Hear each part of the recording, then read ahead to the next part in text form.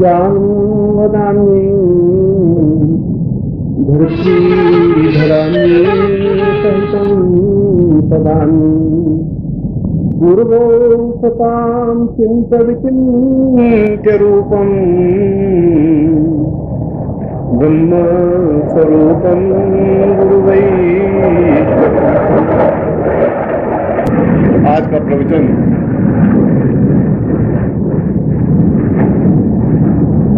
प्रवचन नहीं है और न स्ववचन है। यह तो सही शब्दों में आत्मवचन है कि मैं अपने शिष्यों और साधकों के सामने इन पूरे 5-7 दिनों में उन बातों को स्पष्ट किया जो बातें हमारे जीवन की एक आवश्यक जरूरी है, जो जीवन का आधारभूत रास्ता है, जीवन का आधारभूत चिंतन है। प्रवचन तो वो कहते हैं जो खुद पालन नहीं करे और दूसरों को वचन कहे कि सदा सत्य बोलो, झूठ नहीं बोलना चाहिए, परनिंदा नहीं करनी चाहिए, वो प्रवचन कहलाता है।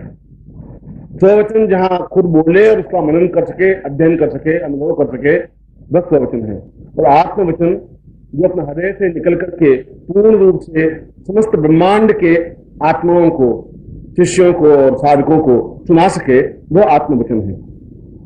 शंकराचार्य के श्लोक में जो मैंने आपके सामने रखा है, बहुत छोटी सी बात मगर बहुत महत्वपूर्ण बात कही है।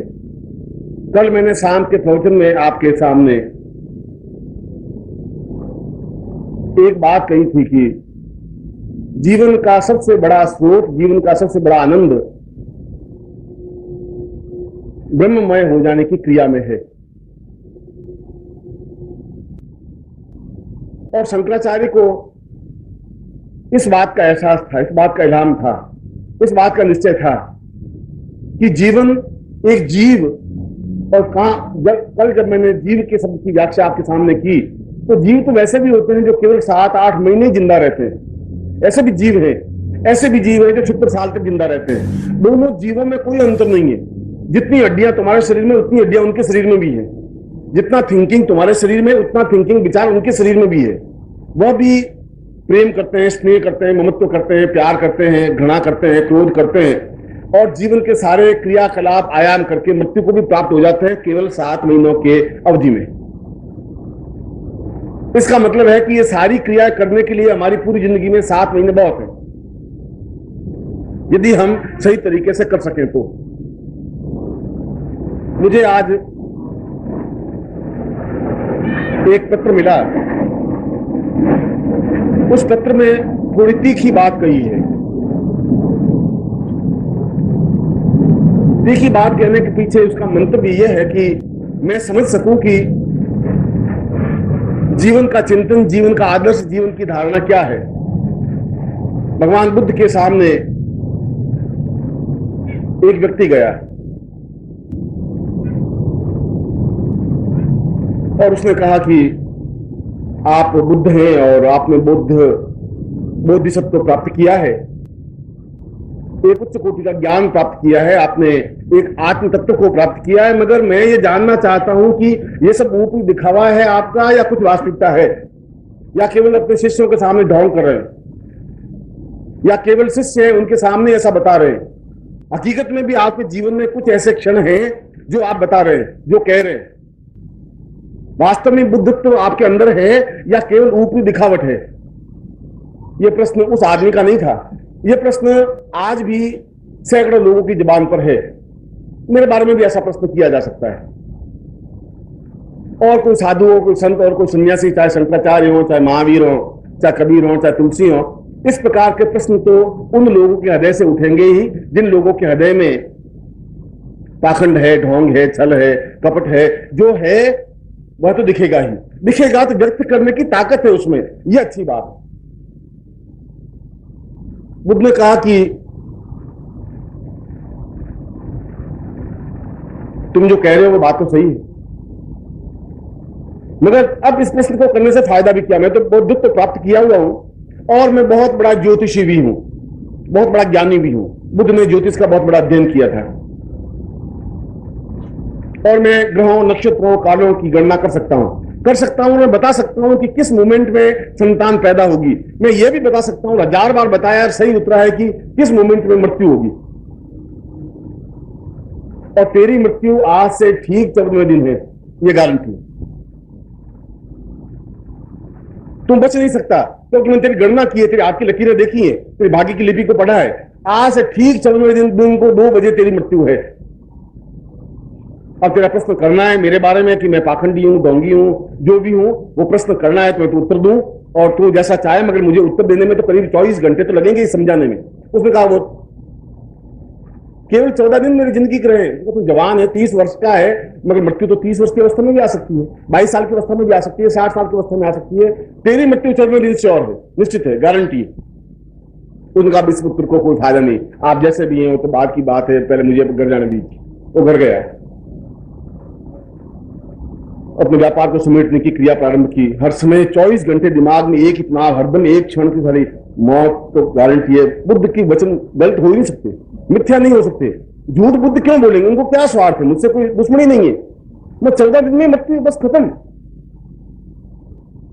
और उसने व्यापार को समेटना प्रारंभ किया। व्यापार में दुकान पे जावे ही नहीं, चिंता ही नहीं करे। पत्नी कहे कि तुम ये काम करना है, अपन को शादी में जाना है। उसने कहा बस शादी वादी छोड़ दूंगा, बस ठीक है, अब मुझे अपना चिंतन करने दे, भगवान का नाम लेने दे, अब केवल 13 दिन बाकी रह गए। बेटे ने कहा कि आप ये क्या कर रहे हो, बुद्ध तो साला पाखंडी ढोंगी है आपकी। उसने कहा नहीं, बुद्ध गलत नहीं हो सकता, अब मेरे केवल 12 दिन बाकी रहे, तुम सब छोड़ो, ये सब कुछ नहीं है। सूखने लगा, एकदम चेहरे पे पीलापन छाने लगा, आंख उसके अंदर धंसने लगी, शरीर में कपड़ों का होश नहीं, पहने तो पता नहीं, नहीं पहने तो नहीं पता, बोलना कुछ बात नहीं।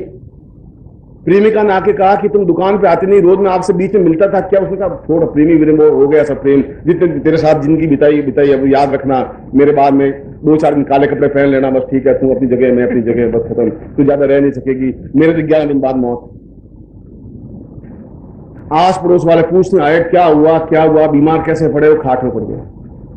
हरदम 24 घंटे दिमाग में एक ही बात की, जब मृत्यु है तो सारी बात समाप्त करो।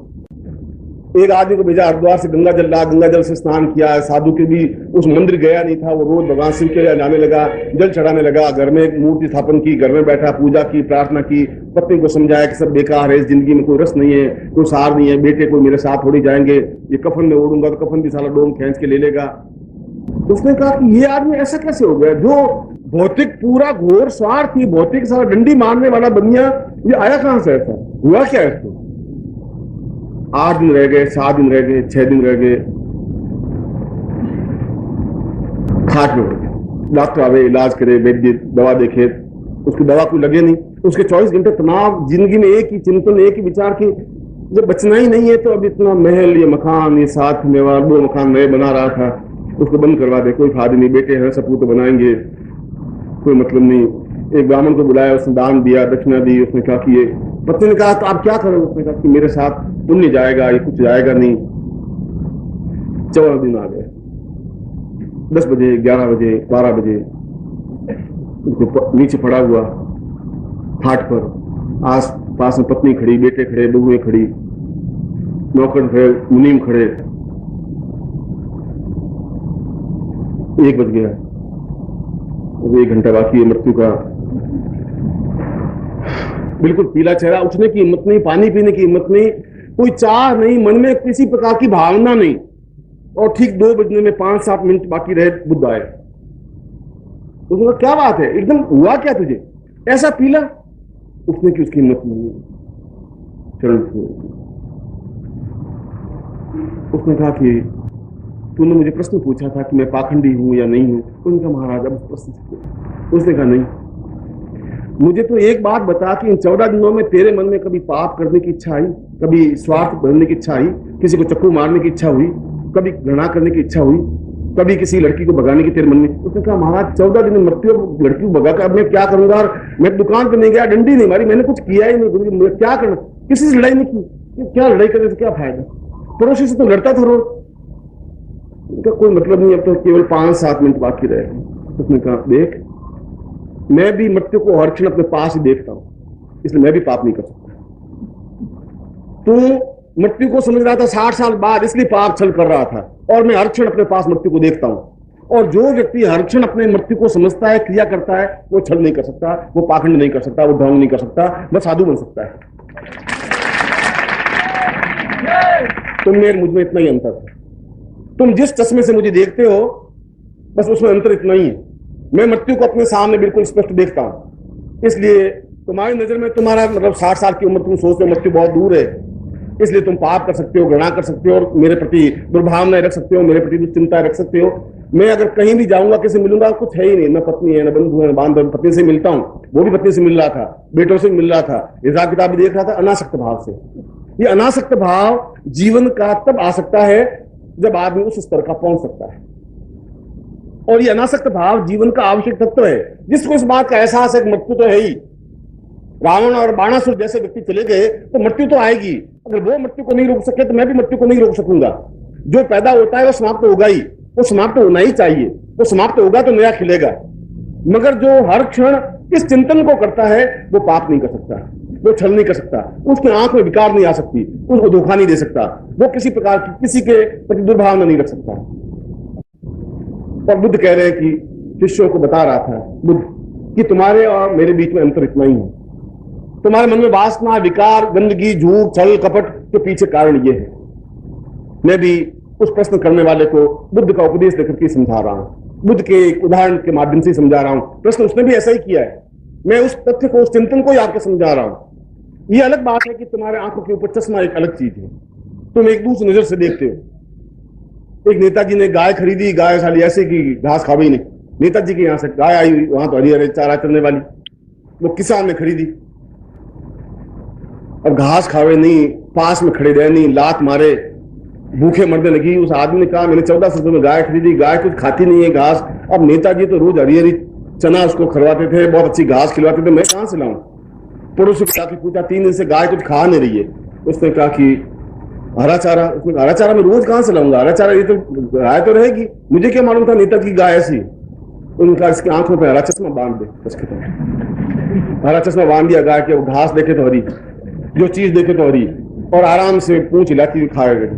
आपकी आंखों में चश्मा चढ़ा हुआ है, बस जो भी देख रहे हैं आप एक रंगीन देख रहे हैं, आपके देखने में आपके चश्मा चढ़ा हुआ है। मेरी आंखें बिल्कुल निर्मल है, स्वच्छ है। ये अंतर है, ये दृष्टिकोण है।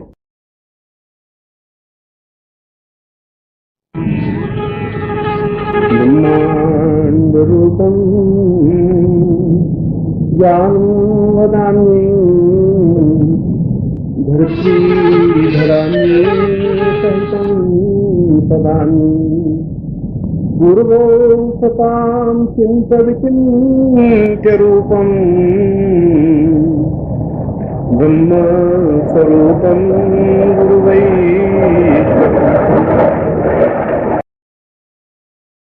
ಇಂದಿನ ನನ್ನ ಪ್ರವಚನ ಮಾತ್ರವಲ್ಲ, ಸ್ವವಚನವೂ ಅಲ್ಲ, ಸರಿಯಾದ ಶಬ್ದಗಳಲ್ಲಿ ಇದು ನನ್ನ ಆತ್ಮವಚನವಾಗಿದೆ.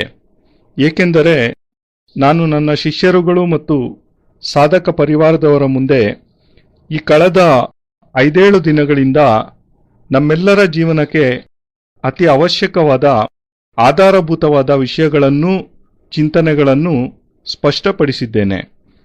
ಪ್ರವಚನ ಎಂದು ಏನನ್ನು ಕರೆಯುತ್ತಾರೆಂದರೆ, ಯಾವುದನ್ನು ನಾವು ಸ್ವತಃ ಪಾಲನೆ ಮಾಡದೆಯೇ ಬೇರೆಯವರಿಗೆ ವಚನ ಕೊಡುತ್ತೇವೆಯೋ, ಸದಾ ಸತ್ಯವನ್ನೇ ಹೇಳು, ಸುಳ್ಳನ್ನು ಹೇಳಬಾರದು, ಪರನಿಂದೆಯನ್ನು ಮಾಡಬಾರದು, ಇಂತಹ ಬುದ್ಧಿಮಾತುಗಳನ್ನೇ ಪ್ರವಚನ ಎಂದು ಕರೆಯುತ್ತಾರೆ.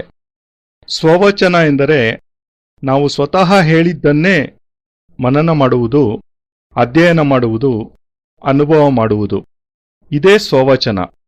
ಮತ್ತು ಆತ್ಮವಚನವೇನೆಂದರೆ ಯಾವುದು ನಮ್ಮ ಹೃದಯಾಂತರಾಳದಿಂದ ಹೊರಹೊಮ್ಮಿ ಸಂಪೂರ್ಣ ಬ್ರಹ್ಮಾಂಡದಲ್ಲಿರುವ ಆತ್ಮಗಳಿಗೆ, ಶಿಷ್ಯರುಗಳಿಗೆ, ಸಾಧಕರುಗಳಿಗೆ ಕೇಳುವಂತೆ ನಮ್ಮಿಂದ ತಿಳಿಸಲಾಗುತ್ತದೆಯೋ ಅದೇ ಆತ್ಮವಚನ. ಶಂಕರಾಚಾರ್ಯರು ಒಂದು ಶ್ಲೋಕದಲ್ಲಿ ಯಾವುದನ್ನು ನಾನೀಗ ನಿಮ್ಮ ಮುಂದಿರಿಸಿದ್ದೇನೆಯೋ ಅದರಲ್ಲಿ ಒಂದು ಅತಿ ಸಣ್ಣ ವಿಷಯವಾದರೂ ಅತ್ಯಂತ ಮಹತ್ವಪೂರ್ಣವಾದ ಮಾತೊಂದನ್ನು ಹೇಳಿದ್ದಾರೆ. ನಿನ್ನೆ ಸಂಜೆಯ ಪ್ರವಚನದಲ್ಲಿ ನಾನು ನಿಮ್ಮ ಮುಂದೆ ಒಂದು ವಿಷಯವನ್ನು ತಿಳಿಸಿದ್ದೆ.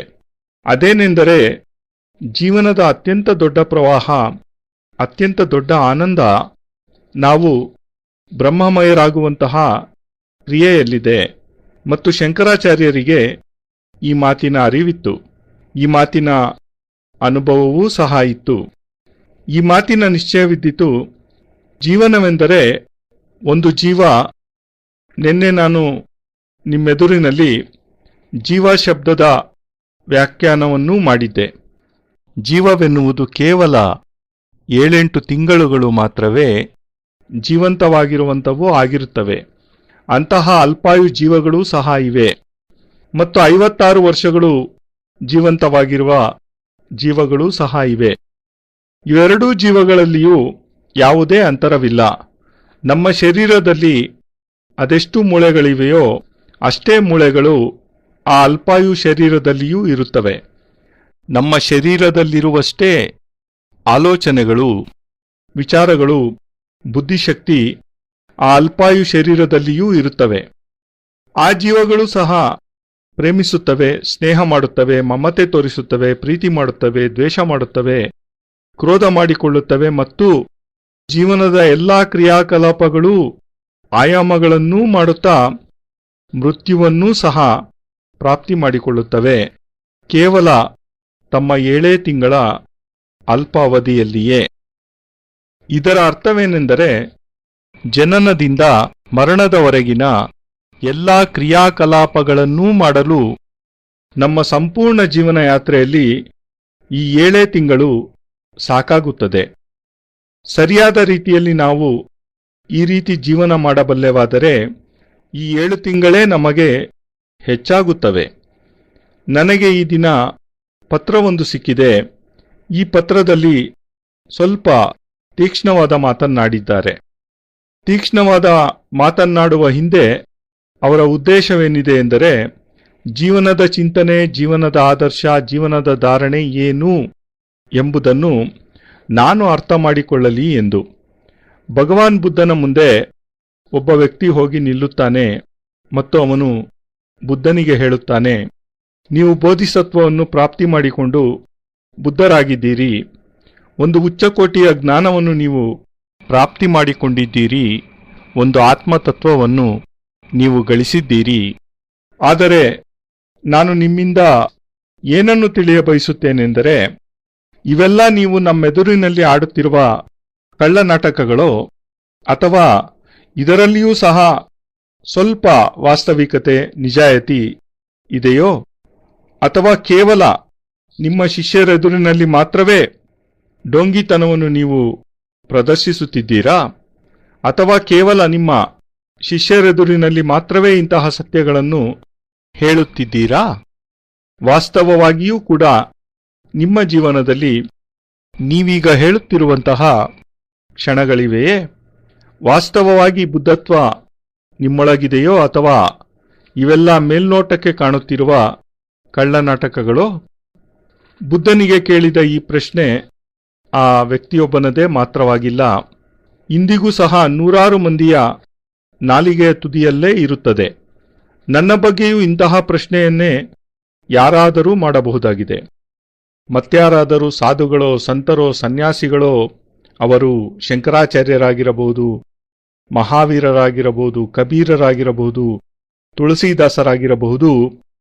ಈ ಪ್ರಕಾರದ ಪ್ರಶ್ನೆಗಳಂತೂ ಆ ವ್ಯಕ್ತಿಗಳ, ಆ ಜನಗಳ ಹೃದಯದಲ್ಲಿ ಉದ್ಭವಿಸುವುದು ಖಂಡಿತ. ಯಾರ ಹೃದಯದಲ್ಲಿ ಪಾಖಂಡಿತನವಿದೆಯೋ, ಡೋಂಗಿತನವಿದೆಯೋ, ದ್ವೇಷವಿದೆಯೋ, ಕಪಟವಿದೆಯೋ, ಅವರೊಳಗೇನಿದೆಯೋ ಅದೇ ಅವರಿಗೆ ಎಲ್ಲೆಲ್ಲಿಯೂ ಕಾಣಿಸುತ್ತದೆ. ಆದರೆ ತಮಗೆ ಕಂಡಿದ್ದನ್ನು ವ್ಯಕ್ತಪಡಿಸುವ ತಾಕತ್ತು ಅವರಲ್ಲಿರುವುದು ನಿಜವಾಗಿಯೂ ಒಳ್ಳೆಯ ಸಂಗತಿಯಾಗಿದೆ. ಬುದ್ಧನು ಜ್ಯೋತಿಷ್ಯ ಶಾಸ್ತ್ರವನ್ನು ಗಹನವಾಗಿ ಅಧ್ಯಯನ ಮಾಡಿದ್ದ. ಆದ್ದರಿಂದ ಬುದ್ಧ ಹೇಳುತ್ತಾನೆ, ನೀನು ಏನು ಮಾತನ್ನಾಡಿದ್ದೀಯೋ ಅದು ಸರಿಯಾಗಿಯೇ ಇದೆ. ಆದರೆ ಈಗ ಈ ಪ್ರಶ್ನೆಯನ್ನು ನನಗೆ ಕೇಳುವುದರಿಂದಾಗುವ ಪ್ರಯೋಜನವಾದರೂ ಏನು? ನಾನಂತೂ ಬುದ್ಧತ್ವವನ್ನು ಪ್ರಾಪ್ತಿ ಮಾಡಿಕೊಂಡಾಗಿದೆ ಮತ್ತು ನಾನು ಕೇವಲ ಜ್ಞಾನಿ ಮಾತ್ರವಲ್ಲದೆ ಅತಿದೊಡ್ಡ ಜ್ಯೋತಿಷ್ಯ ವಿದ್ವಾಂಸನೂ ಸಹ ಆಗಿದ್ದೇನೆ. ಮತ್ತು ನಾನು ಗ್ರಹಗಳ, ನಕ್ಷತ್ರಗಳ, ಕಾಲಗಳ ಗಣನೆಯನ್ನೂ ಮಾಡಬಲ್ಲೆ. ಕಾಲಗಣನೆ ಮಾಡಿ ಯಾವ ಕ್ಷಣದಲ್ಲಿ ಮಗು ಹುಟ್ಟುತ್ತದೆಂಬುದನ್ನು ನಾನು ತಿಳಿಸಬಲ್ಲೆ. ಯಾವ ಕ್ಷಣದಲ್ಲಿ ಮೃತ್ಯು ಸಂಭವಿಸಬಹುದೆಂಬುದನ್ನೂ ಸಹ ನಾನು ತಿಳಿಸಬಲ್ಲೆ. ಒಮ್ಮೆಯಲ್ಲ, ಸಾವಿರಾರು ಬಾರಿ ಕಾಲಗಣನೆ ಮಾಡಿ ಯಾವ ಕ್ಷಣದಲ್ಲಿ ಮೃತ್ಯುವಾಗಬಹುದೆಂಬುದನ್ನು ನಿಖರವಾಗಿ ತಿಳಿಸಿದ್ದೇನೆ. ಮತ್ತು ಒಂದೇ ಒಂದು ಬಾರಿಯೂ ನನ್ನ ಜ್ಯೋತಿಷ್ಯ ಸುಳ್ಳಾಗಲೇ ಇಲ್ಲ. ಮತ್ತು ನಿನ್ನ ಮೃತ್ಯು ಇವತ್ತಿಗೆ ಸರಿಯಾಗಿ 14ನೆಯ ದಿನ ಆಗಿಯೇ ಆಗುತ್ತದೆ. ಇದು ಖಂಡಿತವಾಗಿಯೂ ಆಗುತ್ತದೆ. ನೀನು ಇದರಿಂದ ತಪ್ಪಿಸಿಕೊಳ್ಳಲಾಗುವುದಿಲ್ಲ. ನಾನು ಕಾಲಗಣನೆ ಮಾಡಿದ್ದೇನೆ. ನಿನ್ನ ಹಸ್ತರೇಖೆಗಳನ್ನೂ ಗಮನಿಸಿದ್ದೇನೆ. ನಿನ್ನ ಭಾಗ್ಯದ ಲಿಪಿಯನ್ನೂ ಸಹ ನಾನು ಓದಿದ್ದೇನೆ. ಇವತ್ತಿನಿಂದ ಸರಿಯಾಗಿ 14ನೆಯ ದಿನ ಮಧ್ಯಾಹ್ನ 2 ಗಂಟೆಗೆ ನಿನಗೆ ಮೃತ್ಯುವಿದೆ. ಈಗ ನೀನು ನನಗೇನು ಪ್ರಶ್ನೆ ಮಾಡಿದ್ದೀಯಾ? ನಾನು ಪಾಖಂಡಿಯೋ, ಡೋಂಗಿಯೋ ಏನಾಗಿರುವೆನೆಂದು ನಿನಗೆ ಉತ್ತರಿಸಲು, ನಿನಗೆ ಅರ್ಥ ಮಾಡಿಸಲು ಕನಿಷ್ಠ 24 ಗಂಟೆಗಳ ಅವಧಿಯಾದರೂ ನನಗೆ ಬೇಕಾಗಬಹುದು. ಕೇವಲ 14 ದಿನ ನಿನ್ನ ಜೀವನದಲ್ಲಿ ಈಗ ಉಳಿದಿದೆ. ಈಗ ನೀನಿನ್ನೂ ಯುವಕ, 30 ವರ್ಷದವನು. ಆದರೆ ಮೃತ್ಯು 30 ವರ್ಷದವನಿಗೂ ಸಹ ಬರಬಹುದು. 22 ವರ್ಷದ ದೇಹಾವಸ್ಥೆಯಲ್ಲಿಯೂ ಬರಬಹುದು. 60 ವರ್ಷದವನಿಗೂ ಬರಬಹುದು. ಆದರೆ ನಿನ್ನ ಮೃತ್ಯು ಇವತ್ತಿಗೆ 14ನೆಯ ದಿನ ನಿಶ್ಚಯವಾಗಿಯೂ ಆಗಿಯೇ ಆಗುತ್ತದೆ. ಗ್ಯಾರಂಟಿ. ಬುದ್ಧನ ಈ ಭವಿಷ್ಯವಾಣಿಯನ್ನು ಕೇಳಿದ ಆ ವ್ಯಕ್ತಿ ತೀವ್ರ ಆಘಾತಕ್ಕೊಳಗಾಗಿ ಹೇಳುತ್ತಾನೆ, ನಾನು ನಿಮಗೆ ಕೇಳಿದ ಪ್ರಶ್ನೆಗೆ ಉತ್ತರ ಪಡೆಯುವುದರಿಂದ ನನಗೀಗ ಏನೇನೂ ಪ್ರಯೋಜನವಾಗುವುದಿಲ್ಲ. ನೀವು ಡೋಂಗಿಯೋ, ಪಾಖಂಡಿಯೋ ಅದನ್ನು ನಾನು ಆಮೇಲೆ ಯೋಚಿಸುತ್ತೇನೆ. ಸದ್ಯಕ್ಕೆ ನಾನೀಗ ನನ್ನ ಮನೆಗೆ ಹೋಗಬೇಕಾಗಿದೆ. ಆದ್ದರಿಂದ ದಯವಿಟ್ಟು ನನ್ನನ್ನು ಬಿಟ್ಟುಬಿಡಿ ಎಂದು ತನ್ನ ಮನೆಗೆ ಹೋದನು. ತನ್ನ ವ್ಯಾಪಾರವನ್ನು ಸರಿದೂಗಿಸುವ ಕ್ರಿಯೆಯನ್ನು ಪ್ರಾರಂಭ ಮಾಡಿದನು. ದಿನದ 24 ಗಂಟೆಗಳಲ್ಲೂ ಒಂದೇ ಕೊರತ, ಒಂದೇ ಉಪದ್ರವ ಅವನ ತಲೆಯಲ್ಲಿ. ಮೃತ್ಯುವಂತೂ ನನಗೆ ನಿಶ್ಚಿತವಾಗಿದೆ. ಬುದ್ಧನ ಭವಿಷ್ಯವಾಣಿ ಸುಳ್ಳಾಗಲು ಸಾಧ್ಯವೇ ಇಲ್ಲ. ಮಿಥ್ಯೆಯಾಗಿದ್ದೇ ಇಲ್ಲ. ಬುದ್ಧ ನನಗೇಕೆ ಸುಳ್ಳು ಹೇಳುತ್ತಾನೆ? ಅವನಿಗೆ ನನ್ನಿಂದ ಸ್ವಾರ್ಥವಾದರೂ ಏನಿರಲು ಸಾಧ್ಯ? ನನ್ನೊಂದಿಗೆ ಯಾವ ವೈರತ್ವವೂ ಅವನಿಗಿಲ್ಲ. ಇನ್ನು ಕೇವಲ 14 ದಿನಗಳಲ್ಲೇ ನನ್ನ ಮೃತ್ಯು. ನಾನು ಖತಂ. ಮತ್ತು ಅವನು ವ್ಯಾಪಾರದಲ್ಲಿಯೇ ಮನಸ್ಸನ್ನು ಕೇಂದ್ರೀಕರಿಸಲು ಪ್ರಯತ್ನಿಸುತ್ತಾನೆ. ಆದರೂ ಅವನ ಮನಸ್ಸು ನಿಲ್ಲುತ್ತಿಲ್ಲ.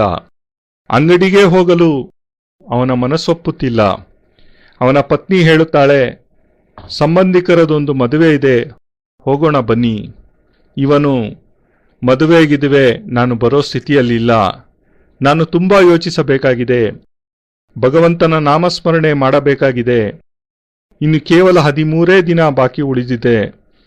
ಅವನ ಮಗ ಹೇಳುತ್ತಾನೆ, ಅಪ್ಪ, ನೀವೇನು ಮಾಡ್ತಾ ಇದ್ದೀರಾ? ಈ ಬುದ್ಧ ಬಹಳ ಪಾಖಂಡಿ ಮತ್ತು ಡೋಂಗಿ ವ್ಯಕ್ತಿ. ಅವನ ಮಾತನ್ನು ನಂಬಿಕೊಂಡು ನೀವು... ಅದಕ್ಕೆ ಅವನು, ಇಲ್ಲ, ಬುದ್ಧ ಯಾವತ್ತೂ ಸುಳ್ಳಾಡಿಲ್ಲ. ಅವನಾಡಿದ ಮಾತು ತಪ್ಪಾಗಲು ಸಾಧ್ಯವೇ ಇಲ್ಲ. ಇನ್ನು ಕೇವಲ 12 ದಿನ ನನಗೆ ಬಾಕಿ ಉಳಿದಿದೆ. ನೀನು ನನಗೇ ಹೇಳಬೇಡ. ಇವೆಲ್ಲ ಏನೂ ಪ್ರಯೋಜನವಿಲ್ಲ ಎಂದು ಉತ್ತರಿಸುತ್ತಾನೆ. ನಂತರದಲ್ಲಿ ಆ ಮನುಷ್ಯ ಕೃಶವಾಗತೊಡಗುತ್ತಾನೆ. ಮನೋವ್ಯಾಧಿಯಿಂದ ಮುಖದ ಮೇಲೆ ಏಕಾಏಕಿ ಹಳದಿ ಬಣ್ಣ ಕಾಣಿಸತೊಡಗುತ್ತದೆ. ಕಣ್ಣುಗಳು ನಿಸ್ತೇಜವಾಗಿ, ಕಣ್ಗುಡ್ಡೆಗಳು ಒಳಗೆ ಹೋಗತೊಡಗುತ್ತವೆ. ನನ್ನ ಶರೀರದ ಮೇಲೆ ಯಾವ ಬಟ್ಟೆ ಧರಿಸಿದ್ದೇನೆ ಎನ್ನುವ ಜ್ಞಾನವೇ ಇಲ್ಲವಾಗುತ್ತದೆ ಅವನಿಗೆ. ಧರಿಸಿದ್ದೇನೆಯೋ ಇಲ್ಲವೋ ಎನ್ನುವುದೂ ಸಹ ಅವನಿಗೆ ತಿಳಿಯುತ್ತಿಲ್ಲ. ಮಾತನಾಡುವುದಕ್ಕೆ ಬಾಯೇ ತೆರೆಯುತ್ತಿಲ್ಲ. ಅವನ ಪ್ರೇಮಿಕೆಯೊಬ್ಬಳು ಬಂದು ಅವನಿಗೆ ಹೇಳುತ್ತಾಳೆ, ನಾನು ದಿನಾ ನಿನಗಾಗಿ ಕಾಯುತ್ತಿರುತ್ತೇನೆ ನಿನ್ನ ಅಂಗಡಿಯ ಹತ್ತಿರ. ನೀನೇಕೆ ಅಂಗಡಿಗೆ ಬರುತ್ತಿಲ್ಲ? ಇವನು ಹೇಳುತ್ತಾನೆ, ಎಲ್ಲ ಮುಗಿದೇ ಹೋಯಿತು. ನಿನ್ನ ಕತೆ, ನಿನ್ನ ಪ್ರೇಮ, ನಿನ್ನ ಜೊತೆ ಅದೆಷ್ಟು ನನ್ನ ಜೀವನದ ಸಮಯ ಕಳೆಯುವುದಿತ್ತೋ ಅದೆಲ್ಲ ಈಗ ಮುಗಿದು ಹೋಗಿದೆ. ನಾನು ಹೋದ ಮೇಲೆ ನನ್ನನ್ನು ಮರೆಯಬೇಡ. ನನ್ನ ನೆನಪಿಗೋಸ್ಕರ 4 ದಿನ ಕಪ್ಪು ಬಟ್ಟೆಯನ್ನು ಉಟ್ಟುಕೊಂಡು ಶೋಕ ಆಚರಿಸು. ನೀನಿಲ್ಲಿ, ನಾನಲ್ಲಿ, ನಮ್ಮ ಕತೆ ಇಂದು ಮುಗಿಯಿತು. ಬಸ್ ಖತಮ್. ನಾನಿನ್ನೂ ಹೆಚ್ಚು ದಿನ ಇರೋಕ್ಕಾಗಲ್ಲ, ಮುಗಿದೋಯ್ತು. ಅಕ್ಕಪಕ್ಕದ ಮನೆಯವರೆಲ್ಲ ಏನಾಯಿತು, ಯಾವಾಗ ಇವರಿಗೆ ಕಾಯಿಲೆ ಬಂತು, ನಮಗೇಕೆ ಹೇಳಲಿಲ್ಲ ಎಂದು ಕೇಳುತ್ತಿರುವಾಗಲೇ ಮಂಚದ ಮೇಲೆ ಬಿದ್ದು ಬಿಡುತ್ತಾನೆ. ದಿನದ 24 ಗಂಟೆಯೂ ಒಂದೇ ವಿಚಾರ ಅವನ ತಲೆಯಲ್ಲಿ ಓಡುತ್ತಿರುತ್ತದೆ. ಇನ್ನು ಕೆಲವೇ ದಿನಗಳಲ್ಲಿ ನನಗೆ ಮೃತ್ಯುವಿರುವಾಗ ನಾನು ಎಲ್ಲ ವಿಷಯಗಳನ್ನು ಒಮ್ಮೆಲೇ ಮುಗಿಸಿಬಿಡಬೇಕು. ಒಬ್ಬ ಮನುಷ್ಯನನ್ನು ಹರಿದ್ವಾರಕ್ಕೆ ಕಳುಹಿಸಿ ಅವನಿಂದ ಗಂಗಾಜಲವನ್ನು ತರಿಸಿಕೊಂಡು ಅದರಿಂದ ಸ್ನಾನ ಮಾಡಿ ಜೀವನವೆಲ್ಲ ದೇವಸ್ಥಾನಕ್ಕೇ ಹೋಗಿರಲಿಲ್ಲ. ಈಗ ದಿನ ಭಗವಾನ್ ಶಿವನ ದರ್ಶನ ಮಾಡತೊಡಗುತ್ತಾನೆ. ಶಿವನಿಗೆ ಅಭಿಷೇಕ ಮಾಡತೊಡಗುತ್ತಾನೆ. ಮನೆಯಲ್ಲಿಯೇ ಒಂದು ಶಿವಲಿಂಗವನ್ನು ಸ್ಥಾಪಿಸಿಕೊಳ್ಳುತ್ತಾನೆ. ಮನೆಯಲ್ಲಿಯೇ ಕುಳಿತು ಪೂಜೆ ಪ್ರಾರ್ಥನೆಗಳನ್ನು ಮಾಡತೊಡಗುತ್ತಾನೆ. ಹೆಂಡತಿಗೆ ಜ್ಞಾನಬೋಧೆ ಮಾಡುತ್ತಾನೆ. ಇವೆಲ್ಲ ನಶ್ವರ ಕಣೆ. ಈ ಜೀವನದಲ್ಲಿ ಯಾವುದೇ ರಸವಿಲ್ಲ. ಇದು ನೀರಸವಾದುದು. ಇದರಲ್ಲಿ ಯಾವುದೇ ಸಾರವಿಲ್ಲ. ನಮ್ಮ ಮಕ್ಕಳು ಖಂಡಿತ ನಮ್ಮೊಂದಿಗೆ ಬರುವುದಿಲ್ಲ. ನನ್ನ ಹೆಣಕ್ಕೆ ಯಾವ ಬಟ್ಟೆ ಹಾಕಿದ್ದರೂ ಅದನ್ನೂ ಕೂಡ ಅಯೋಗ್ಯ ಸ್ಮಶಾನ ಕಾಯುವವನು ಕಿತ್ಕೊಂಡು ಬಿಡ್ತಾನೆ. ಅವನ ಹೆಂಡತಿಗೆ ಎಲ್ಲ ಅಯೋಮಯವಾಗಿ ಅನಿಸುತ್ತಿದೆ. ಈ ಮನುಷ್ಯ ಇದೇನು ಹಿಂಗಾಗಿದ್ದಾನೆ, ಹಿಂಗಾಡುತ್ತಾ ಇದ್ದಾನೆ. ಯಾರು ಪೂರ್ಣ ಘೋರ ಸ್ವಾರ್ಥಿಯಾಗಿದ್ದನೋ, ಯಾರು ಗಿರಾಕಿಗಳಿಗೆ ತಕ್ಕಡಿಯಲ್ಲೇ ಯಾಮಾರಿಸಿ ಕಡಿಮೆ ಸಾಮಾನು ಕೊಡುತ್ತಿದ್ದನೋ ಅವನು ಇದೇನು ಹಿಂಗಾಗಿದ್ದಾನೆ. ಇವನಿಗೇಕೆ ಬಂತು ಇಂಥ ಸದ್ಬುದ್ಧಿ? ಏನಾಗಿದೆ ಇವನಿಗೆ? 8 ದಿನ ಉಳಿಯಿತು, 7 ದಿನ ಉಳಿಯಿತು, 6 ದಿನ ಉಳಿಯಿತು. ಹಾಸಿಗೆಯನ್ನೇ ಹಿಡಿದುಬಿಟ್ಟ ಆಸಾಮಿ. ವೈದ್ಯರು ಬಂದರು, ಶುಶ್ರೂಷೆ ಮಾಡಿದರು, ಔಷಧಿ ಕೊಟ್ಟರು. ಯಾವುದೂ ಅವನಿಗೆ ಹೊಂದಲೇ ಇಲ್ಲ. ಅವನಿಗೆ ಸದಾಶಿವನಿಗೆ ಅದೇ ಧ್ಯಾನ. ಅವನ ತಲೆಯಲ್ಲಿ ಒಂದೇ ಆಲೋಚನೆ, ಹೊರಗು. ನಾನೇ ಉಳಿಯಲ್ಲ ಅಂದಮೇಲೆ ಈ ಅರಮನೆಯಂಥ ಮನೆ, ಇದಲ್ಲದೆ 2 ಮನೆ ನಿರ್ಮಾಣ ಹಂತದಲ್ಲಿದೆ. ಅದನ್ನೂ ನಿಲ್ಲಿಸಿಬಿಟ್ಟರೆ ಒಳ್ಳೆಯದು. ಅದರಿಂದ ಏನೂ ಪ್ರಯೋಜನ ನನಗಂತೂ ಇಲ್ಲ. ಮಕ್ಕಳು ಒಳ್ಳೆಯವರು, ಅವರೇ ಮುಂದೆ ಕಟ್ಟಿಸಿಕೊಳ್ಳುತ್ತಾರೆ. ಏನೂ ಅರ್ಥವಿಲ್ಲ. ಒಬ್ಬ ಬ್ರಾಹ್ಮಣನನ್ನು ಕರೆಸಿದ. ಅವನಿಗೆ ದಾನ ದಕ್ಷಿಣೆಗಳನ್ನು ನೀಡಿದ. ವ್ಯಾಪಾರಿಯ ಹೆಂಡತಿ ಹೇಳುತ್ತಾಳೆ, ನೀವು ಏನು ಮಾಡುತ್ತಾ ಇದ್ದೀರಾ? ಅದಕ್ಕೆ ಅವನು, ನನ್ನೊಂದಿಗೆ ಬರುವುದು ನನ್ನ ಪುಣ್ಯ ಮಾತ್ರ. ಹಣ ಕಾಸು ನನ್ನೊಂದಿಗೇ ಬರುವುದಿಲ್ಲ. 14ನೇ ದಿನ ಬಂದೇ ಬಿಡ್ತು. 10 ಗಂಟೆ, 11 ಗಂಟೆ, 12 ಗಂಟೆ ನೆಲದ ಮೇಲೆ ಹಾಸಿಗೆಯಲ್ಲಿ ಬಿದ್ದಿದ್ದಾನೆ. ಹತ್ತಿರದಲ್ಲಿ ಹೆಂಡತಿ ನಿಂತಿದ್ದಾಳೆ, ಮಕ್ಕಳು ನಿಂತಿದ್ದಾರೆ, ಸೊಸೆಯರು ನಿಂತಿದ್ದಾರೆ, ನೌಕರನಿದ್ದಾನೆ, ಗುಮಾಸ್ತ ನಿಂತಿದ್ದಾನೆ. 1 ಗಂಟೆ ಆಯಿತು. ಈಗ ಕೇವಲ 1 ಗಂಟೆ ಬಾಕಿ ಇದೆ ಅವನ ಮೃತ್ಯುವಿಗೆ. ವ್ಯಾಪಾರಿಯ ಮುಖ ಸಂಪೂರ್ಣ ಹಳದಿ ಬಣ್ಣಕ್ಕೆ ತಿರುಗಿದೆ. ಎದ್ದೇಳಲಾಗುತ್ತಿಲ್ಲ. ನೀರು ಕುಡಿಯಲು ಶಕ್ತಿ ಸಾಲುತ್ತಿಲ್ಲ. ಯಾವುದೇ ಇಚ್ಛೆ ಇಲ್ಲ. ಮನಸ್ಸಿನಲ್ಲಿ ಯಾವುದೇ ಪ್ರಕಾರದ ಭಾವನೆಯೂ ಸಹ ಇಲ್ಲ. ಮತ್ತು ಮಧ್ಯಾಹ್ನ 2 ಗಂಟೆಗೆ ಇನ್ನೇನು 5-7 ನಿಮಿಷಗಳಿರುವಾಗಲೇ ಬುದ್ಧ ಬರುತ್ತಾನೆ. ವ್ಯಾಪಾರಿಯನ್ನು ಕೇಳುತ್ತಾನೆ, ಏನು ವಿಷಯ? ಏನಾಯಿತು ನಿನಗೆ? ಅದೇಕೆ ನಿನ್ನ ಮುಖವೆಲ್ಲ ಹಳದಿಯಾಗಿದೆ? ವ್ಯಾಪಾರಿ ಎದ್ದೇಳಲೂ ಚೈತನ್ಯವಿಲ್ಲದೆ ಮಲಗಿದಲ್ಲಿಂದಲೇ ಬುದ್ಧನ ಚರಣಸ್ಪರ್ಶ ಮಾಡಿದ. ಬುದ್ಧ ಕೇಳುತ್ತಾನೆ, ನೀನು ನನಗೆ ಪ್ರಶ್ನೆ ಮಾಡಿದ್ದೆ ಅಲ್ಲ, ನಾನು ಪಾಖಂಡಿಯೋ ಅಲ್ಲವೋ ಎಂದು. ಅದಕ್ಕೆ ಅವನು ಕೈ ಮುಗಿದು ಇಲ್ಲ ಎಂದು ಹೇಳುತ್ತಾನೆ. ಅದಕ್ಕೆ ಬುದ್ಧ, ನನಗೆ ನೀನೊಂದು ವಿಷಯ ಹೇಳು. ಈ 14 ದಿನಗಳಲ್ಲಿ ನಿನ್ನ ಮನಸ್ಸಿನಲ್ಲಿ ಒಮ್ಮೆಯಾದರೂ ಪಾಪ ಮಾಡುವ ಇಚ್ಛೆ ಉಂಟಾಯಿತೆ? ಯಾವಾಗಲಾದರೂ ಸ್ವಾರ್ಥ ಸಾಧನೆ ಮಾಡುವ ಇಚ್ಛೆ ಆಯಿತೆ? ಯಾರಿಗಾದರೂ ಚಾಕು ಹಾಕುವ ಇಚ್ಛೆ ಉಂಟಾಯಿತೆ? ಯಾರನ್ನಾದರೂ ದ್ವೇಷಿಸುವ ಬಯಕೆ ಬಂದಿತೆ? ಯಾರಾದರೂ ಅಕ್ಕಪಕ್ಕದ ಮನೆಯ ಹುಡುಗಿಯರನ್ನು ಕಟ್ಟಿಕೊಂಡು ಎಲ್ಲಾದರೂ ಓಡಿ ಹೋಗುವ ಇಚ್ಛೆ ಏನಾದರೂ ಉಂಟಾಯಿತೆ?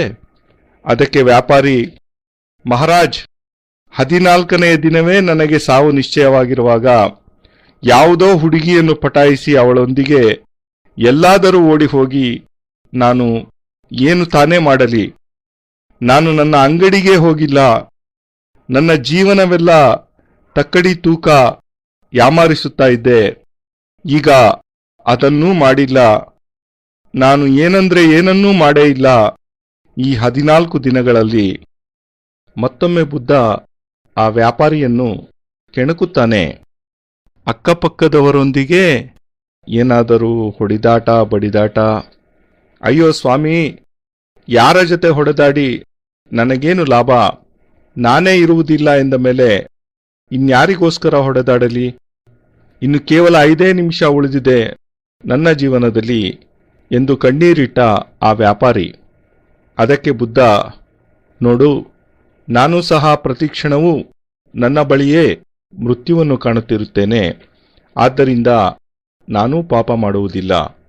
ನೀನು 60 ವರ್ಷಗಳ ನಂತರ ಮೃತ್ಯು ಬರುತ್ತದೆಂದುಕೊಂಡಿದ್ದೆ. ಆದ್ದರಿಂದಲೇ ನೀನು ಪಾಪ ಮಾಡುತ್ತಿದ್ದೆ, ದ್ವೇಷ ಮಾಡುತ್ತಿದ್ದೆ. ಆದರೆ ನಾನು ಪ್ರತಿಕ್ಷಣ ಮೃತ್ಯುವನ್ನು ನೋಡುತ್ತಿರುತ್ತೇನೆ.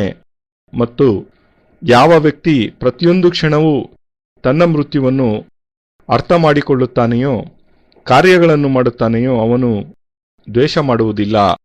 ಪಾಖಂಡಿತನವನ್ನು ಅವನಿಂದ ಮಾಡಲಾಗುವುದಿಲ್ಲ. ಅವನು ಡೋಂಗಿಯಾಗುವುದಿಲ್ಲ. ಅವನು ಸಾಧು ಮಾತ್ರವೇ ಆಗಬಲ್ಲ. ಇದುವರೆಗೂ ನಿಮ್ಮೆಲ್ಲರಿಗೂ ನಾನು ಹೇಳಿದ ಬುದ್ಧನ ಕತೆ ಮೃತ್ಯುವಿನ ಕ್ಷಣದಲ್ಲಿ ಗುರುವಿನಿಂದ ಸತ್ಯದ ಸಾಕ್ಷಾತ್ಕಾರ. ನಿಮಗೂ ಮತ್ತು ನನಗೂ ಇರುವ ಅಂತರ, ನೀವು ಯಾವ ಕನ್ನಡಕದಿಂದ ನನ್ನನ್ನು ನೋಡುತ್ತೀರೋ ಅದು ಮಾತ್ರವೇ. ನನ್ನ ಮತ್ತು ನಿಮ್ಮ ನಡುವೆ ಇರುವ ಅಂತರವೂ ಅದಷ್ಟು ಮಾತ್ರವೇ. ಆದ್ದರಿಂದಲೇ ನಾನು ಮೃತ್ಯುವನ್ನು ನನ್ನ ಮುಂದೆಯೇ ನಿಜವಾಗಿ ಸ್ಪಷ್ಟವಾಗಿ ನೋಡುತ್ತೇನೆ, ಅತಿ ಸಮೀಪದಲ್ಲಿಯೇ. ಆದರೆ ನಿನ್ನ ದೃಷ್ಟಿಯಲ್ಲಿ ನೀನು 60 ವರ್ಷದ ನಂತರ ಸಾಯಬಹುದು. ಮೃತ್ಯು ನಿನ್ನಿಂದ ಇನ್ನೂ ತುಂಬಾ ದೂರದಲ್ಲಿದೆ. ಆದ್ದರಿಂದಲೇ ನೀನು ಪಾಪ ಮಾಡುತ್ತೀಯಾ, ದ್ವೇಷ ಮಾಡುತ್ತೀಯಾ, ನನ್ನ ಬಗ್ಗೆಯೇ ದುರ್ಭಾವನೆಗಳನ್ನಿಟ್ಟುಕೊಂಡಿರುತ್ತೀಯಾ, ನನ್ನ ಬಗ್ಗೆಯೇ ದುಶ್ಚಿಂತನೆಗಳನ್ನೂ ಮಾಡುತ್ತಿರುತ್ತೀಯಾ. ನಾನು ಎಲ್ಲಾದರೂ ಹೋಗಿ ಯಾರನ್ನೇ ಭೇಟಿ ಮಾಡಿದರೂ ನನ್ನ ದೃಷ್ಟಿಯಲ್ಲಿ ಅವೆಲ್ಲ ಏನೇನೂ ಅಲ್ಲ. ನನಗೆ ಪತ್ನಿ ಇಲ್ಲ, ನನಗೆ ಬಂಧುಗಳಿಲ್ಲ, ನನಗೆ ಬಾಂಧವರಿಲ್ಲ. ನಾನೂ ಪತ್ನಿಯನ್ನು ಸಂಪರ್ಕಿಸುತ್ತಿದ್ದೆ, ನಾನೂ ಸಹ ಪತ್ನಿಯನ್ನು ಭೇಟಿಯಾಗುತ್ತಿದ್ದೆ, ನನ್ನ ಮಕ್ಕಳನ್ನೂ ಭೇಟಿ ಮಾಡುತ್ತಿದ್ದೆ, ಬಾಕಿ ಎಲ್ಲಾ ಲೆಕ್ಕಾಚಾರಗಳನ್ನೂ ಮಾಡುತ್ತಿದ್ದೆ. ಆದರೆ ಅನಾಸಕ್ತನಾಗಿ, ಅನಾಸಕ್ತ ಭಾವನೆಯಿಂದ ಮಾತ್ರವೇ. ಈ ಅನಾಸಕ್ತ ಭಾವ ಜೀವನದಲ್ಲಿ ಯಾವಾಗ ಬರುತ್ತದೆಂದರೆ, ಮನುಷ್ಯ ಯಾವಾಗ ಆ ಭಾವನೆಯ ಸ್ತರವನ್ನು ತಲುಪುತ್ತಾನೆಯೋ ಆಗ ಮಾತ್ರ. ಮತ್ತು ಈ ಅನಾಸಕ್ತ ಭಾವವೆನ್ನುವುದು ಜೀವನದ ಅವಶ್ಯಕ ತತ್ವವಾಗಿದೆ. ಯಾರಿಗೆ ಈ ವಿಷಯದ ಅನುಭವವಾಗಿದೆಯೋ ಅದೇನೆಂದರೆ ಮೃತ್ಯುವಂತೂ ಇದ್ದೇ ಇದೆ ಎಂದು. ರಾವಣ ಮತ್ತು ಬಾಣಾಸುರರಂತಹ ವ್ಯಕ್ತಿಗಳೇ ಕಾಲವಾದ ಮೇಲೆ ನಮಗೂ ಸಹ ಮೃತ್ಯುವಂತೂ ಖಂಡಿತವಾಗಿಯೂ ಬಂದೇ ಬರುತ್ತದೆ. ಅವರಿಗೆ ಮೃತ್ಯುವನ್ನು ತಡೆಯಲು ಸಾಧ್ಯವಾಗದಿದ್ದ ಮೇಲೆ ನಾವು ಸಹ ಮೃತ್ಯುವನ್ನು ತಡೆಯಲಾಗುವುದೇ ಇಲ್ಲ. ಯಾರು ಹುಟ್ಟಿರುತ್ತಾನೆಯೋ ಅವನಿಗೆ ಮರಣವಂತೂ ತಪ್ಪಿದ್ದಲ್ಲವೇ ಅಲ್ಲ. ಅವನು ಸಮಾಪ್ತಿಯಾಗುವುದಂತೂ ಖಚಿತ ಮತ್ತು ಸಮಾಪ್ತಿಯಾಗಲೇಬೇಕು. ಅವನು ಸಮಾಪ್ತಿಯಾದರೆ ಮಾತ್ರವೇ ಜೀವನ ಮತ್ತೆ ಹೊಸದಾಗಿ ಅರಳಬಹುದು. ಆದರೆ ಯಾರು ಜೀವನದ ಪ್ರತಿಕ್ಷಣವೂ ಈ ಮೃತ್ಯುವಿನ ಚಿಂತನೆಯನ್ನು ಮಾಡುತ್ತಾರೆಯೋ ಅವರು ಪಾಪವನ್ನು ಮಾಡಲಾಗುವುದೇ ಇಲ್ಲ. ಅವರು ಯಾರನ್ನೂ ದ್ವೇಷಿಸಲೂ ಆಗುವುದಿಲ್ಲ. ಅವರ ಕಣ್ಣುಗಳಲ್ಲಿ ಯಾವುದೇ ವಿಕಾರವೂ ಸಹ ಬರಲು ಸಾಧ್ಯವಿಲ್ಲ. ಅವರು ಯಾರಿಗೂ ಮೋಸ ಮಾಡಲು ಸಾಧ್ಯವಿಲ್ಲ. ಅವರು ಯಾರ ಬಗ್ಗೆಯೂ ಯಾವುದೇ ಪ್ರಕಾರದ ಅಹಿತಕರ ಭಾವನೆಯನ್ನೂ ಸಹ ಹೊಂದಿರಲು ಸಾಧ್ಯವಿಲ್ಲ. ಮತ್ತು ಬುದ್ಧ ಹೇಳುತ್ತಿದ್ದಾನೆ, ತನ್ನ ಶಿಷ್ಯರಿಗೆ ಬೋಧಿಸುತ್ತಿದ್ದಾನೆ, ಏನೆಂದರೆ ನಿನ್ನ ಮತ್ತು ನನ್ನ ನಡುವಿನ ಅಂತರ ಕೇವಲ ಇಷ್ಟು ಮಾತ್ರವೇ ಇದೆ. ನಿನ್ನ ಮನಸ್ಸಿನಲ್ಲಿ ವಾಸನೆಗಳು, ವಿಕಾರಗಳು, ದುರ್ಗಂಧಗಳು, ಸುಳ್ಳು, ದ್ವೇಷ, ಕಪಟಗಳ ಹಿಂದಿರುವ ಕಾರಣವೂ ಕೇವಲ ಮಾತ್ರ ಇದೇ ಆಗಿದೆ. ನಾನು ಸಹ ನನಗೆ ಪ್ರಶ್ನೆ ಮಾಡಿದ ವ್ಯಕ್ತಿಗೆ ಬುದ್ಧನ ಉಪದೇಶವನ್ನು ನೀಡುತ್ತಾ ತಿಳಿಸುತ್ತಿದ್ದೇನೆ. ಬುದ್ಧನ ಉದಾಹರಣೆಯ ಮಾಧ್ಯಮದಿಂದಲೇ ಬುದ್ಧಿ ಹೇಳುತ್ತಿದ್ದೇನೆ. ಪ್ರಶ್ನೆಯನ್ನು ಅವನೂ ಸಹ ಇದೇ ರೀತಿಯೇ ಮಾಡಿದ್ದಾನೆ. ನಾನು ಆ ತಥ್ಯವನ್ನು, ಆ ಚಿಂತನೆಯನ್ನೇ ನಿಮಗೆ ತಿಳಿಯಪಡಿಸುತ್ತಿದ್ದೇನೆ. ನಿನ್ನ ಕಣ್ಣುಗಳಿಗೆ ನೀನು ತೊಡಿಸಿರುವ ಕನ್ನಡಕ ಅದು ಬೇರೆಯದೇ ವಿಷಯವಾಗುತ್ತದೆ. ಅದರಿಂದ ನೀನು ಕಾಣುವ ದೃಷ್ಟಿಯೇ ಬೇರೆಯಾಗಿರುತ್ತದೆ. ಒಬ್ಬ ನೇತಾಜಿ ರಾಜಕಾರಣಿ ಹಸುವೊಂದನ್ನು ಕೊಂಡುಕೊಂಡ. ಆ ಹಸು ಏನು ಮಾಡಿದರೂ ಒಣಹುಲ್ಲನ್ನು, ಮೇವನ್ನು ತಿನ್ನುತ್ತಲೇ ಇರಲಿಲ್ಲ. ಏಕೆಂದರೆ ಸಾಕಷ್ಟು ಹಣವಂತನಾದ್ದರಿಂದ ಆ ನೇತಾಜಿ ಹಸುವಿಗೆ ಪ್ರತಿದಿನ ಹಸಿ ಹುಲ್ಲು ಮತ್ತು ಹಸಿ ತರಕಾರಿಗಳನ್ನೇ ತಿನ್ನಿಸುತ್ತಿದ್ದ. ದುರದೃಷ್ಟವಶಾತ್ ಆ ನೇತಾಜಿ ಹಸುವನ್ನು ಮಾರುವಂತಾದಾಗ ಬಡ ರೈತನೊಬ್ಬ ತನ್ನಲ್ಲಿದ್ದ ಹಣವನ್ನೆಲ್ಲ ಕೊಟ್ಟು ಆ ಹಸುವನ್ನು ಕೊಂಡು ತಂದ. ಆದರೆ ಆ ಹಸು ಹಸಿ ಹುಲ್ಲು ಮತ್ತು ಹಸಿ ತರಕಾರಿಯನ್ನಲ್ಲದೆ ಬೇರೆ ಏನನ್ನೂ ತಿನ್ನದೆ ದಿನೇ ದಿನೇ ಕೃಶವಾಗತೊಡಗಿತು. ಪ್ರತಿದಿನ ಹಸಿ ಹುಲ್ಲು ತರಕಾರಿಗಳನ್ನು ಹಸುವಿಗೆ ತಿನ್ನಿಸಲು ಆ ಬಡರೈತನ ಬಳಿ ಸಾಕಷ್ಟು ಹಣವಿರಲಿಲ್ಲ. ಹಸುವಿಗೆ ಬಲವಂತದಿಂದ ಒಣಹುಲ್ಲನ್ನು ತಿನ್ನಿಸಲು ಹೊಡೆದು ಬಡೆದು ಮಾಡಿದರೂ ಪ್ರಯೋಜನವಿಲ್ಲದಂತಾಯಿತು. ಆ ಬಡರೈತ ಕಂಗಾಲಾಗಿ ತನ್ನ ಪರಿಚಯದ ರೈತನೊಬ್ಬನಿಗೆ ತನ್ನ ವ್ಯಥೆಯನ್ನು ತಿಳಿಸಿದ. ನೇತಾಜಿಯವರಿಂದ ನಾನು ಈ ಹಸುವನ್ನು ನನ್ನಲ್ಲಿದ್ದ ಹಣವನ್ನೆಲ್ಲ ಕೊಟ್ಟು ಕೊಂಡುಕೊಂಡೆ. ನೇತಾಜಿ ಈ ಹಸುವಿಗೆ ಯಾವಾಗಲೂ ಹಸಿ ಹುಲ್ಲು ತರಕಾರಿಗಳನ್ನೇ ತಿನ್ನಲು ಕೊಡುತ್ತಿದ್ದರೆಂದು ನನಗೆ ಈಗಷ್ಟೇ ತಿಳಿದು ಬಂತು. ಅವರಿಗೇನು ದುಡ್ಡಿಗೆ ಬರವೇ? ಆದರೆ ನಾನು ಈ ಹಸುವಿಗೆ ಪ್ರತಿದಿನ ಹಸಿ ಹುಲ್ಲು ತರಕಾರಿಗಳನ್ನು ಎಲ್ಲಿಂದ ತರಲಿ? ನಾನಷ್ಟು ಹಣವಂತನಲ್ಲ. ಅನ್ಯಾಯವಾಗಿ ಈ ಹಸುವನ್ನು ಕೊಂಡು ತಂದು ಇದನ್ನು ಸಾಯಿಸುವಂತಾಗುತ್ತಿದೆಯಲ್ಲ, ಇದಕ್ಕೇನು ಪರಿಹಾರ? ಪ್ರಶ್ನೆಯನ್ನಾಲಿಸಿದ ಆ ರೈತ ಅತ್ಯಂತ ಜಾಣ್ಮೆಯಿಂದ ಪರಿಹಾರ ಹೇಳಿದ. ನೋಡು, ನೀನೇನು ಈ ಹಸುವಿಗೆ ಹಸಿ ಹುಲ್ಲು ತರಕಾರಿಯನ್ನು ಹಾಕುವುದೇ ಬೇಡ. ಒಣಹುಲ್ಲನ್ನೇ ತಂದು ಇದರ ಮುಂದಿಡು. ಆದರೆ ಅದಕ್ಕೆ ಮುಂಚೆ ಹಸುವಿನ ಕಣ್ಣುಗಳಿಗೆ ಹಸಿರು ಕನ್ನಡಕವೊಂದನ್ನು ತೊಡಿಸಿಬಿಡು. ಅಷ್ಟೇ. ನೀನಿಟ್ಟ ಒಣಹುಲ್ಲನ್ನೇ ಹಸಿರು ಕನ್ನಡಕದಿಂದ ನೋಡಿ ಹಸಿ ಹುಲ್ಲೆಂದು ಭ್ರಮಿಸಿ ತಿಂದುಬಿಡುತ್ತದೆ ಪ್ರಾಣಿ ಎಂದ. ಆ ರೈತನ ಜಾಣ್ಮೆ, ಪರಿಹಾರ ಅದ್ಭುತ. ಹಸುವಿಗೆ ಹಸಿರು ಕನ್ನಡಕ ತೊಡಿಸಲಾಯಿತು. ಒಣಹುಲ್ಲನ್ನೇ ಹಸಿ ಹುಲ್ಲೆಂದು ಭ್ರಮಿಸಿ ಹಸು ಸಂತೋಷದಿಂದ ತಿಂದು ತೆಗಿತು. ಸಂಕಷ್ಟದಲ್ಲಿದ್ದ ರೈತ ಬದುಕಿದ, ಕಡೆಗೂ ಗೆದ್ದ. ಇದೇ ರೀತಿ ನಿಮ್ಮೆಲ್ಲರ ಕಣ್ಣುಗಳಿಗೂ ಬಣ್ಣದ ಕನ್ನಡಕ ತೊಡಿಸಲಾಗಿದೆ. ನೀವು ಏನೆಲ್ಲ ನೋಡುತ್ತೀರೋ ಅವೆಲ್ಲ ವರ್ಣಮಯವಾಗಿಯೇ ನಿಮಗೆ ಕಾಣಿಸುತ್ತಿದೆ. ನೀವೆಲ್ಲ ಆ ಹಸುವಿನಂತೆ ಬಣ್ಣದ ಕನ್ನಡಕದಿಂದ ಈ ಪ್ರಪಂಚವನ್ನು, ಜೀವನವನ್ನು ನೋಡುತ್ತಿದ್ದೀರಾ. ಆದರೆ ನನ್ನ ಕಣ್ಣುಗಳು ನಿರ್ಮಲವಾಗಿವೆ, ಸ್ವಚ್ಛವಾಗಿವೆ. ನಾನು ನಿಮ್ಮಂತೆ ಬಣ್ಣದ ಕನ್ನಡಕವನ್ನು ಧರಿಸಿಲ್ಲ. ಇದೇ ನಮ್ಮಿಬ್ಬರ ನಡುವಿನ ಅಂತರ, ಇದೇ ನಮ್ಮಿಬ್ಬರ ದೃಷ್ಟಿಕೋನವಾಗಿದೆ.